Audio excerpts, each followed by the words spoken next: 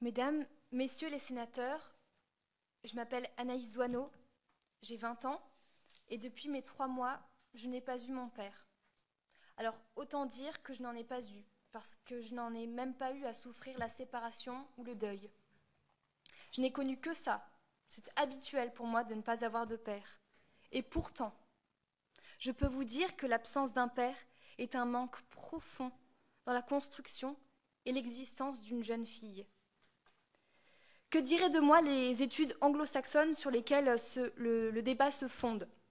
Parce que je fais de brillantes études, j'ai des amis, je chante, je ris, j'écris, je ne suis ni hystérique, ni névrosée, je n'ai pas fait de dépression ni de tentative de suicide. Alors quoi? Tout va bien? Oui et non. Oui, parce que je fais avec, parce que je porte cette béance intime, parce que je me suis perdue.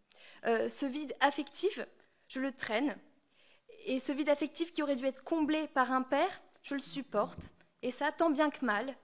Et aussi cette absence d'altérité originelle et unique, qui est très différente de celle entre hommes-femmes qu'entre père et fille, je l'accepte et je le porte, tant bien que mal. Et pourtant, non, parce que je porte ma croix. Parce que je porte ma croix habituelle, si habituelle que je pourrais même être tentée de l'ignorer.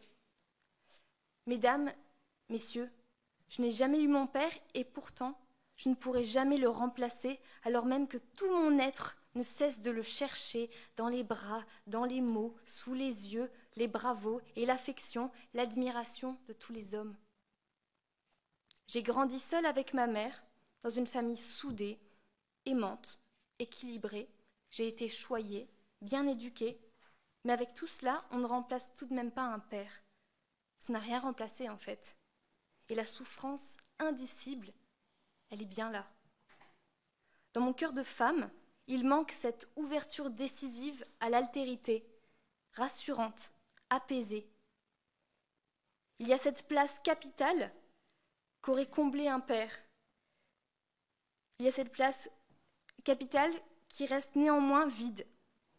Et je passerai ma vie à devoir accepter de ne pas avoir le droit d'avoir un père. La faute à la vie, c'est ça que je me dis. Mesdames, Messieurs, maintenant je me mets dans la peau d'un enfant issu d'AMP sans père.